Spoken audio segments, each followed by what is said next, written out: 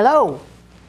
Welcome to another episode of Get There by Bike, the show where we talk everything bicycle, education, safety, recreation, and advocacy. I'm your host, Gail Ruscetta, and today's guest you are going to love. Today's guest is Clare Woodhead. Clare is the Director of Education at Bike Newport, and Clare has a wealth of experience and wonderful stories to tell us, and I think we should just jump in and let me introduce Clare to you.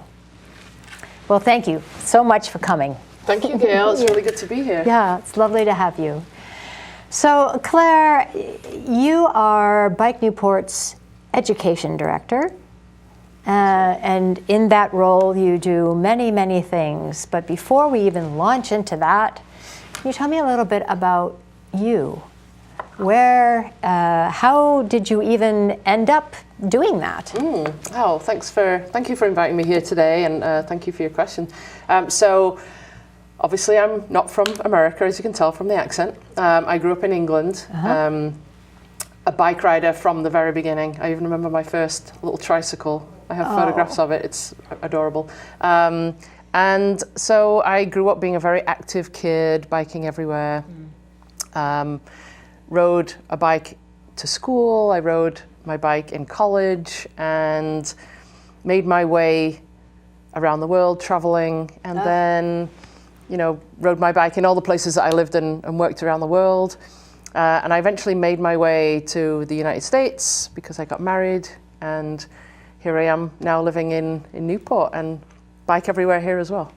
Oh, that's wonderful. When you say all over the world, give me some idea. Where have you been? I graduated and then I spent some time in the US working at summer camps, and I have lived in Japan for a year and a half. I was teaching English out there. I didn't ride a whole lot there because I was living right in Tokyo, so it was a little difficult.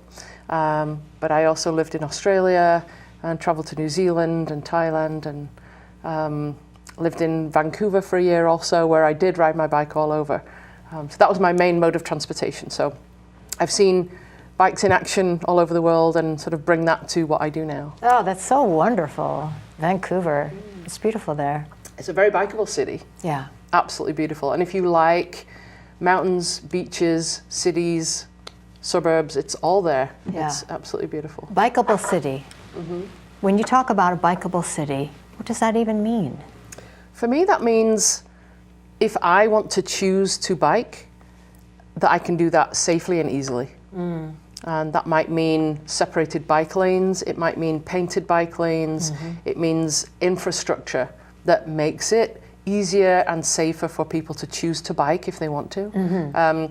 When people are surveyed around the country about biking, there's a 60% response rate that fall into a category that we call interested but concerned, which means people are really interested in biking. They want to go and ride, but they're concerned about the traffic, or they're concerned about the narrow streets, or whatever it is they're concerned about.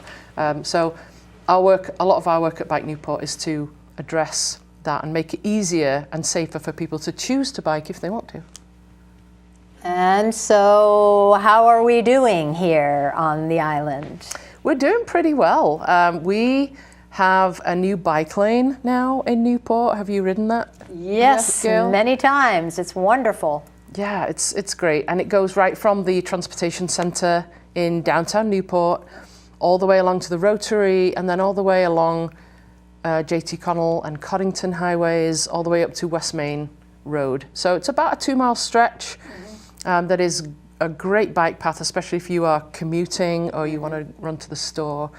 So that is new in the last couple of years in Newport, and it's making a real difference. We actually use it a lot during our summer bike camp to get around town with students. So it's made a really big difference to pedestrians, commuters, recreational riders, and really for a lot of visibility of how it can be done in Newport. Right. So when we talk about bikeable city, we might as well also talk about a walkable city. I mean, would you say that if it's safe for biking, it's also safer for pedestrians?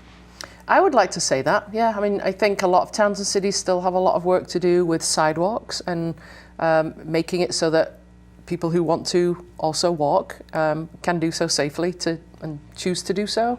And Newport has a lot of sidewalks. It's a very, very walkable and bikeable city. It's only 7 square miles. So you can get anywhere on a bike very easily. It's not too hilly.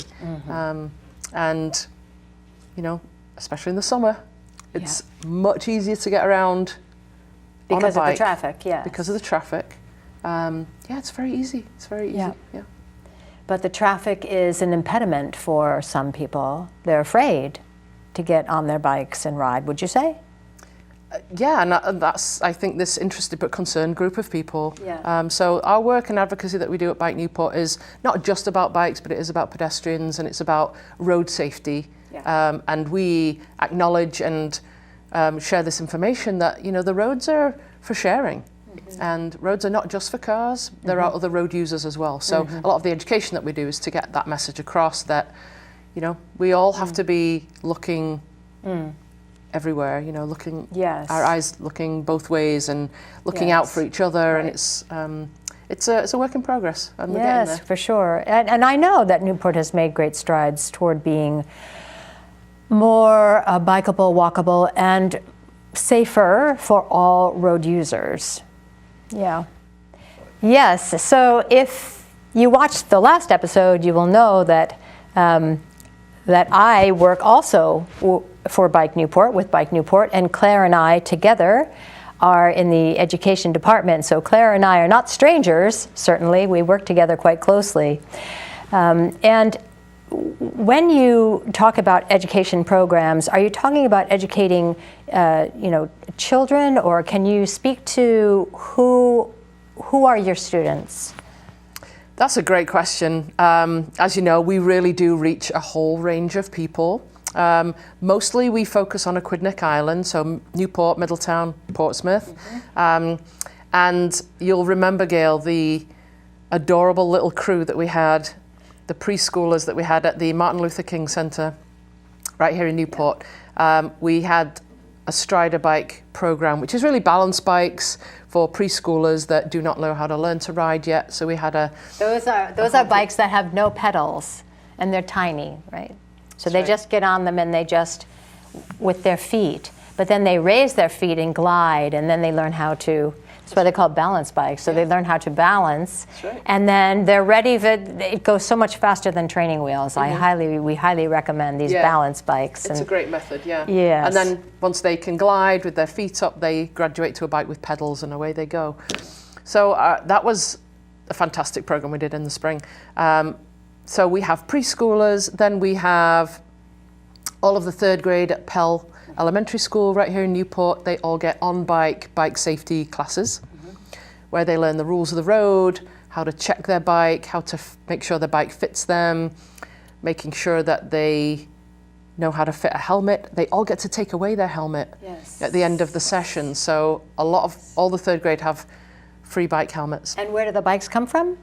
And the bikes are our bikes. We have a fleet of bikes that we take around in a trailer to various schools and programs, and those are all grant-funded bikes. So they belong to us, but they are available to use for everybody. So we go from preschool to 3rd grade. We then jump to Thompson Middle School, and the 5th grade then get a review few sessions, because if they've been through the 3rd grade program, they then receive it again in 5th grade. So all of 5th grade again get that bike safety program and the helmet. And we have a program at Rogers High School. Well, before you go to Rogers, I will insert here that 5th grade is a marvelous age for bike riding. Heavens, don't you think? Absolutely. I mean, how old are they? They're 10 and 11. And that is just a wonderful age for their fun. They will still they will still do what you say and want to have fun. And they're not embarrassed to have fun. Right. And they just love to bike. They cannot wait to get on those bikes. bikes. They're so excited when they come to us. And I think that age as well is they're really starting to, in their own time at home, they're riding around their neighborhoods. You know, they're getting home after school and riding. We have programs that after school clubs where these students can come and take part in bike safety classes after school. So we have a whole range. But you're right, that age is, they're really adventurous and very curious, and they really want to learn. So that's a really fun program. We have a program then at Rogers as well. We have a program with the Met School where we have some interns that come and learn some basic bike mechanics classes with us. Yes. So we really try and stretch across the age range in schools. We were very fortunate as well in spring. We were able to go into Portsmouth Middle School where we were able to educate the 5th grade again there. And you know, slowly we're starting to get into more schools around the island, which That's is the aim, isn't it? really the aim. Yeah. To spread the knowledge, spread the education around the island. Because I think if you catch students when they're young in preschool and then in 3rd grade and 5th grade and they get this education, it just becomes the norm to know the rules of the road and to know how to wear a helmet correctly and how to check your bike and make sure everything's working. So you can, to be the safest they can possibly be. Right, and by the time they're old enough to want to ride on the streets, in traffic, they know how. That's right. And you know, you can remember when, you know, when someone maybe taught you to ride a bike, maybe your parent or guardian would teach you to ride a bike, but I didn't get any rules of the road, and I would guess that most of the adults watching this program never were taught how to ride safely on the streets, or even what the street signs mean. Until driver's ed. Until driver's ed, which is, you know, quite late, especially if you're going to be riding a bike first, right? So right. I think it's just so valuable for these kids to, and it gives them a great sense of empowerment and an independence. Yeah, when we've talked to them, which we do all the time during the program, we ask them, what do you love about this? What are you enjoying? And they often say, well, I just learned to ride a bike here. You all taught me how to. Because there's a few kids in each of the classes that don't know how yet to ride a bike. And we use our balance method to teach them to ride. And usually by the end of the sessions, just about all of the students are riding bikes. And the joy on their faces is so special. It's one of my favorite things about what I do. And knowing that these students are going out to eventually ride in traffic and be safer is a really, really good thing. And it's a really valuable thing that these schools allow us to come into the schools to do that for these students. Yep. So, you know, kudos to the schools for allowing us in there to do that for them. So it's, you know, we've heard a lot of stories from parents, from the students themselves when we talk to them about what do you enjoy, and they love the independence, they love the freedom, they love just being able to get anywhere on a bike. And that leads students then into being adolescents and adults that will then use a bike as a mode of transportation, as an option instead of getting in the car. Right. So it's creating people who are more thoughtful about the environment, about their health, about recreation. So it's a win-win. Absolutely, their health, peace of mind. And who doesn't smile when you ride a bicycle? That's right, especially when you get off. And you walk into your place of work with a big smile on your face in the morning because you rode there. Exactly right. And you have less sick days. That's right. Right? So less burden on the health insurance and the healthcare system, right? That's right. What other programs, Claire, beyond going into the schools? And I know the other schools are really trying to bring us in. Middletown is working on it. We'd dearly love to get there, right? We've done a program at Middletown, a short program, but we like to do the longer one. What other things do we offer for that age, school age range? Yeah, we offer after school clubs. Lots of work, but it's work that you love. And we have a good time doing it, don't we? We really do, yeah. Yeah, we really do. We really love to bring joy to people, and that's what bicycling does. And even when we're teaching adults, I would have to say, I've taught adults who never learned how to ride a bike with this balanced bike method, and they are so grateful and happy, especially because now they're having kids and their kids want them to ride bikes with them. Yeah, that's right. Yes, yes. So tell me about this electric bike explosion that we are seeing, certainly on Aquidneck Island, but everywhere.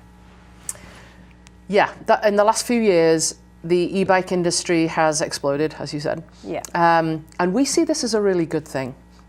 E-bikes have allowed so many more people to get back on a bike that maybe never would have. Mm-hmm.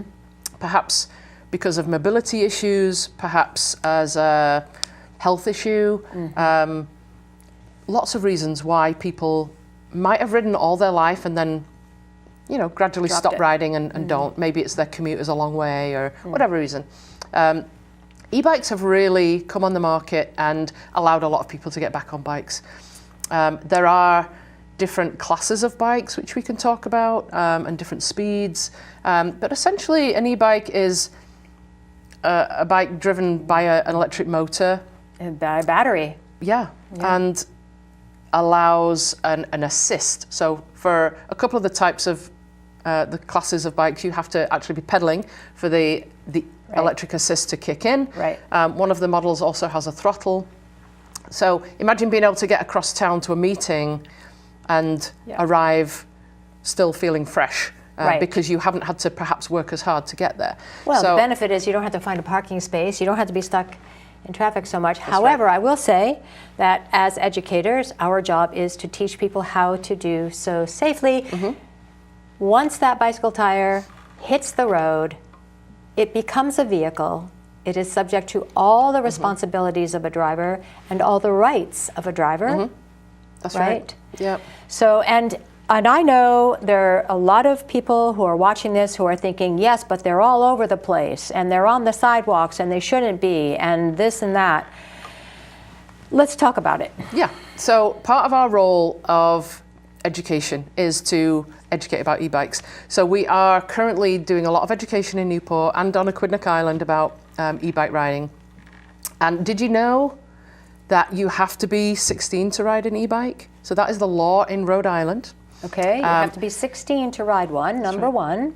You have to wear a helmet if you're riding an e-bike if you are under 21. Under 21 has to have a helmet. You are not allowed to ride on the sidewalks. No sidewalk riding. No. That's illegal. Yep. And you have to follow the rules of the road. Yes. You have to stop at stop signs. You have to go and red lights. You have to ride the same way on the road, you know, behaving like a car, essentially. No riding the wrong way down one-way streets. Most e-bikes have lights anyway, but if they don't, then making sure your lights are on, that you are visible, you are seen, and making sure you're wearing that helmet if you're under 21. So we're trying to spread that information around Aquidneck Island to as many places as possible. How could someone educate themselves? Let's say they just got themselves an e-bike. They don't really know what class it is. They don't really know. They just know they turn it on and how to ride it. Yeah, so if you do not know, you can reach out to Bike Newport. You can reach out to me. You can also reach out to Gail, Gail. And we have classes. It's a two-part class. So the first part is some video instruction and some discussion and question and answers. We find that's really valuable. People always have a lot of questions. And the videos are really educational and very good at highlighting the main points of e-bike safety. They're short. Including e-battery safety, how to charge your battery, how to keep your battery in good condition, and safe, and how to store it. So people can reach out to Bike Newport, they can reach out to me, we can arrange for a class. And the class is called? The class is called You Have the Power, which is like a play on you have the power to educate yourself, but you also have the power because you have this powerful e-bike. Right. So you have the power to educate yourself and to ride safely. Yes. And so we can do a class. You can also go online and do the class yourself, the video instruction, and just watch it in your own time at home. It's not very long, but you could do it in chunks, so you could watch the whole thing. And we also have an on-bike portion of that as well. So we will take you out and show you how to handle your e-bike, do some e-bike skills and some practicing, because there are differences in riding e-bikes to riding a regular bike. So we go over all of that, and we do some skill practice, and then we'll go on a ride to put everything into practice. And that is so valuable. Most people think, I don't need that. I know how to ride a bike. However, some of the skills we teach are different for riding in traffic. And the whole point of the skills we teach is to be seen, to be predictable, and to keep yourself safe in traffic.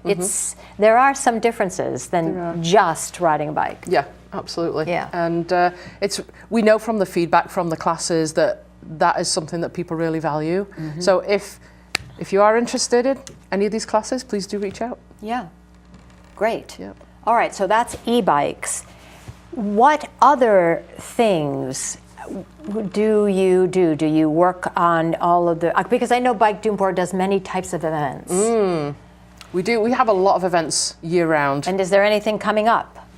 There is, yeah. We actually just finished our full moon series, which is full moon rides.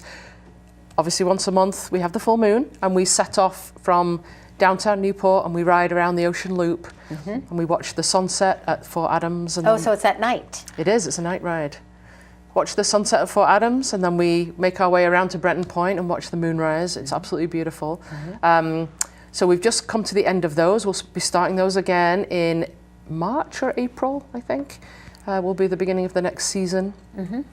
We also have a Halloween ride coming up, where we'll be dressing up and riding around Newport for a scary little ride. That is on October 30th. October 30th, the day before Halloween. That's right. We don't usually do it on Halloween just because everyone's very busy doing Halloween things. Right. And then we have a Santa ride in December. That will be December 18th. And it's a fun Santa ride. We get Santa hats that cover the helmet, and everybody dresses up again, and that's a really fun festive ride. Yes, and it's really fun to get in a group and go and see everybody's lights and decorations. We have some wrist bells to jingle all the way around town. Did you want to talk about the Seconic Coastal on November 1st? That's right. We have. That's a lovely ride. Yeah, if you are around the island, it's in Portsmouth in Island Park. Right. And the road around through Island Park is closed to cars, but open to everybody else. It's open to bike riders, dog walkers, skateboarders, rollerbladers, pedestrians. So it's pretty much Park, is it Park Avenue that goes along the water there in the hummocks in Common Fence? Island Park, yep. Common Fence Point. And so that is closed from 9 to noon to car traffic. And anyone can come out, bring your children, bring your grandchildren.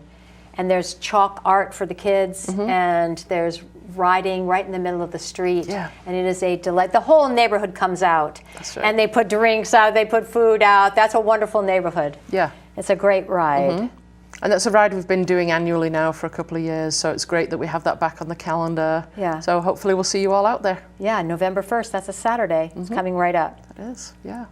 And then come the spring again, the full moon rides will start again, and we have, in June, we have Elliot's Ride for Everyone, which is another car-free event. Yep. And that's out on Ocean Drive. Starts at Rogers High School and rides down Hazard Road. And then it's about 2 or 3 mile section of Ocean Avenue is closed to cars and open to everybody else. Wonderful. To just enjoy the road and enjoy recreating and talking and getting to know your community and just riding without having to look over your shoulder for cars. Indeed. Yeah. So that's a beautiful ride. That's usually in June. Yeah. So we have a lot going on. Yeah, there's a lot going on. And if somebody wanted to just, get information of any kind from Bike Newport, because there's the community garage that you can take your bike and they'll teach you how to fix it. There's so many things going on there. That's how right. would they? Yeah, we have the community bike garage is a do-it-together place where if you have a flat tire, you can come on and bring it in, and you work one-to-one with a mechanic. And it's by donation. By donation, yeah. So you can find out about that on our website. You can find out about all of the rides, all of the education, all about the e-bike information on our website, which is bikenewportri.org. And I'm sure they will put it up here on the screen. Yeah. So you can go there for information. We are on Instagram. We're on Facebook. We have a YouTube channel. So I would encourage everybody to go out there and dig a little deeper and find out about all the things that we do. Yeah. We also have a traffic garden, which is a an old parking lot that is painted like a little mini streetscape, and the kids go there and ride their bikes, and they get to learn to ride on the right and turn left. Anyone, and turn right. I've taught adults Anybody. there too, yes. That's right. Yeah, it's a perfect, safe place to learn how to ride in traffic at the end of my Antinomy Park on Hillside Avenue. That's right. Yeah. And that's all on our website. Yep. The website's very comprehensive. All of the information about education programs, everything's there on the website. And people can also email me. I think that's up on the screen as well. Or they can call 401-619-4900, call the office, ask for myself or Gail, and we can answer your questions. Well, you mustn't have an awful lot of free time, Claire, but my questions for you is, what do you do in your free time? What gives you joy? Oh, I ride bikes, Gail. I do. I love road biking. I love mountain biking. I love finding new mountain bike trails. Yes. But I also, I love photography, which it's difficult to combine those two, but I do love getting out and doing that. And I have a lovely black Labrador, so we go on lots of hikes and walks and beach walks and things like that. So. And it's so beautiful to do it around anywhere in Rhode Island. It really is, especially this time of year. Doing some leaf peeping and bird watching. You bet. Yeah. Oh, thank you, Claire, for coming. I'm so grateful. Thank you so much for having me, Gail. Thank you. Thank you. My pleasure. Thanks. Thank you so much for watching. And next month, we will bring you another episode of Get There by Bike.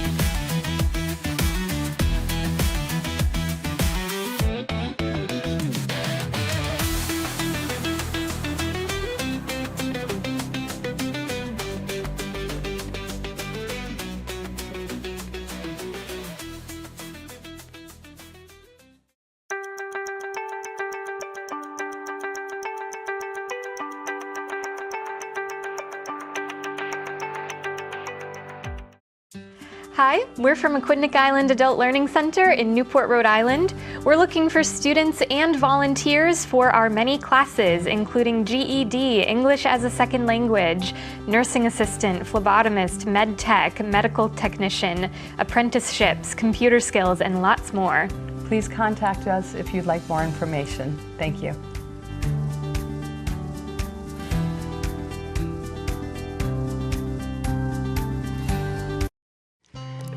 Lucy's Hearth is a family shelter in Middletown, Rhode Island.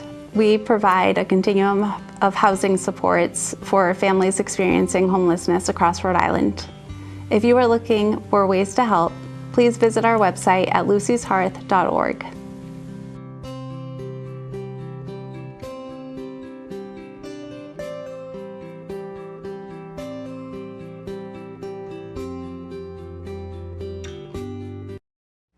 Hello, I'm Jerry LePage, host of Senior Soundings. I invite you to join us for our next episode of Senior Soundings.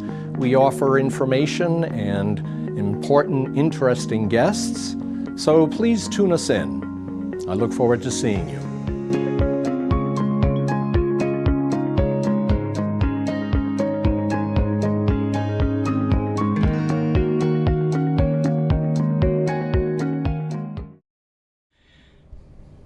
Infinite expectation, a face, a flicker, a thought you forgot, where psychology drips into dream, where the mirror doesn't wait for you to look.